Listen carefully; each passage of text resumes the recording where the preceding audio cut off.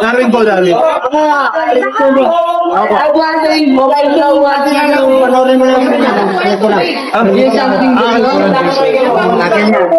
Kasama ko talaga sa Okso yun. Sumasabay lagi sa akin si Tera yun. Si Dante, si Bicheklet, si Urot. Puro mga Guerrero yun. Kayo po ba, Lolo, si Boy Urot? Oo. Meron kasi kami na-interview, Lolo, na matanda, Primo. Kaya ano yung pangalan? Makilala ko yan. Ano yung pagkakakilala mo sa kanya, Lolo? Bahala yun. Talaga, Lolo? Nakakalito ah. Kasi sabi niya, BCJ siya eh. Una, tapos BCG siya. Tapos baka nagpabura yan, hindi maano lang. Pero nagbahala din si Lolo Primo? Oo, nagbahala din yan. Totoo ba yung sinasabi niya na siya yung isa sa mga pundasyon ng Batang CCJ? Oo, totoo yan.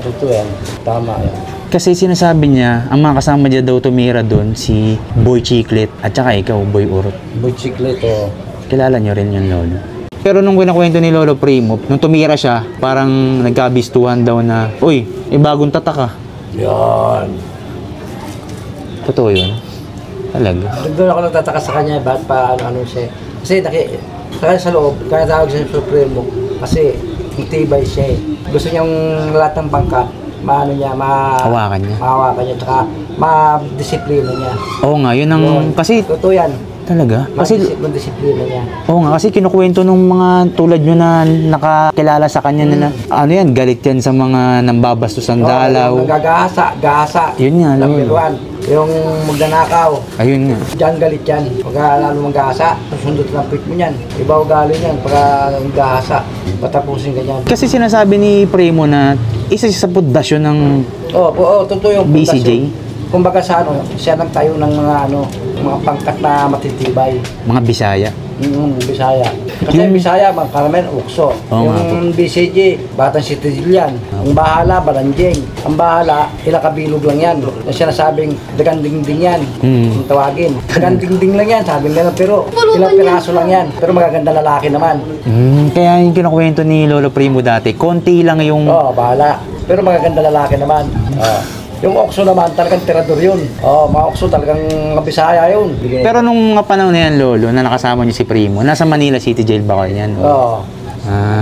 Sa City Jail. Kaya sabi niya ni Primo, ni Lolo Primo, balik niyo ako sa Manila City Jail, papatunayan ko. Sinabi rin ni Lolo Primo na naging supremo siya ng Okso. Halo-halo nga eh. Nagata nga ako sa kanya eh. Bakit?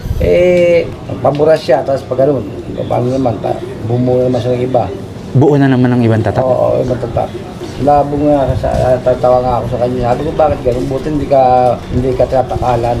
Kasi pagka ganyan, tatakalan ka. Siyempre, nagpabura ka, makikita rin yun. Maghuhugas kamay ka na. Oo. Lolo, kasi sinabi niya na si Dosal, supremo ng Okso nun, inutusan siya na umikot ka sa mga pangkat. Ganyan. Para siyang ututo ng araw eh. Para siyang ututo yun. Pinitira talaga yan. Talaga yan. Tiba yan. Katawagin namin, supremo yan eh. Supremo talaga siya? Siyang pinakaano doon. Kumbaga siyang namin doon. Pinaka-pinuno? Tsaka ginagalang namin siya. Sinasabi niya na yung pelikula na Primitibo Ebok Ala. Oo, totoo yun. Talaga? Totoo talaga yung sinabi mo. Pero Lolo kasi, meron daw talagang Primitibo Ebok Ala na nauna. Meron talaga. Totoo yung sinabi mo. Ang nangyari daw, inalya sa kanya ni Balyo. Talaga? Totoo yun? Totoo yun. Dating bahala yan. Paiba-iba nga din, dapat pa sa Okso yan eh. Pinaano pa sa Okso yan eh. Minsan, tataka ako sa kanya, sabi ko sa kanya, bakit paiba-iba ka ng ano? Sabi niya, ano mo na ako, diskarte ko ito. Tapos sa 5BCG siya, sabi ko, hindi ba nga ako tinatakalan yan?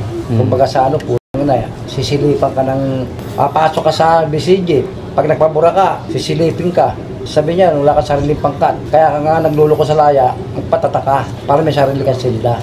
Ganyan yan. Kasi ang dami niyang tatak ha. Pag magluloko ka dito sa labas, magpatatak ka. Kasi pag pasok mo sa loob, ang tatak mo, bahala ka. Pag ang tatak mo, Okso, sa Okso ka. Kasi pagka sa kuwerna ka, halo-halo kayo, balagong ka ron. Minsan, matutulog ka sa buyon. Ang batang City Jail naman kasi, ang dami mga karami, kabataan yan. Marami yan. Binuo yan ng City Jail talaga. Ang dami daw eh. Dami yan. Yan ang pinakamarami. Doon sa Manila City Jail mismo. Doon talaga binuo yan. Isa siya doon sa mga bumuo. Oo.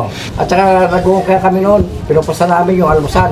Almusal ko, yung pupusta ko. Ilang praso, pandesal lang yun. Tsaka kape. Pananghalian, hindi ka kakain. Kakain pagkatalo ka. Ginagawa namin madyungan, yung harinag. Magawa kami ng harina ng ginagawa. Nabubuo niyo yun, yung harina na yun? Oo. Ginagawa ng madyung yun. Kasi nga, pag gusto namin yung puta, yung balik na ilang taon na. Pipira-pira namin, babado sa tubig eh. Banig, lolo? Oo. Ginagawa namin ano yun. Alak. Sa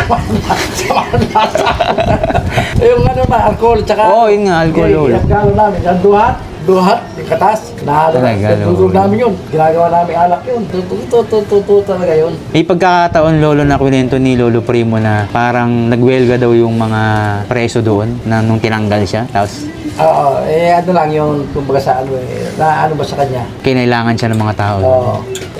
Sabi ko, hindi mo dapat ginagawa yun, wala kang magagawa eh. Dapat hindi mo ginawa yun. Kasi ikaw rin masisira eh. Ang haba rin ng sintesa niya. Mahaba talaga. Mahaba ang sintesa niya, baka akala mo.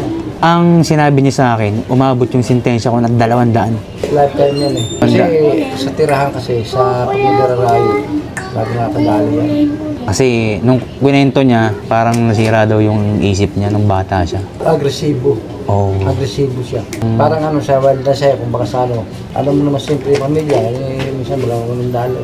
Hindi siya dinadalaw ng pamilya niya, gano'n. Siyempre isip niya, gano'n. Kaya gano'n naman yung nangyayari sa kanya. Kaya naghurmentado siya doon. Kalod. Nag-ano na siya, gumawa sa sariling pangalan niya na. Talagang matibay. Primo. Tibay talaga yan. Talaga, no? Tumanda na rin siya. Mas dapat yung bago na siya. Magano sa Panginoon. Tataka nga ako, bakit di siya alam nga sa pangkat na, di ba, siya parang regalo yung paglaya. Bakit di siya pa siya nasasama eh. Pero napalaya siya, lolo. Lumaya na siya. Lumaya na siya. Oo. Salamat naman. Pero yung paglaya niya, ganun pa rin. Kumbaga, kailangan pa rin siya ng mga tao doon sa Parang kulungan. kailangan pa siya kaya Oo, kinukwento niya, bumabalik-balik daw siya eh. Para ayusin yung mga kahit laya na siya. tao. Oo. Yung mga iniwanan niya. Opo. Eh, nagagalit nga daw sa kanya yung pamilya niya kasi nga, laya ka na, binigyan ka pa ng trabaho. Siyempre, kumbaga sa ano, parang inaayos niya rin sa loob eh. Kumbaga, pagmamahal na rin yan sa pangkat, lolo. Talagang ganun tayo magagawa eh. Kasi makakasama natin yung araw yan. Ako nga, nagbago na nga ako, wala na. Kamusta na pamumuhay niyo ngayon dito? Wala rin trabaho. Ganito lang. Kaya naiyak din ako. Pero kayo, lolo, legit na kilala niyo talaga si Primo. Pero masasabi ko lang, kung sila mag-ano, kapag hindi naman sila, kami nila lang, wala rin ang sa mga kaguhan.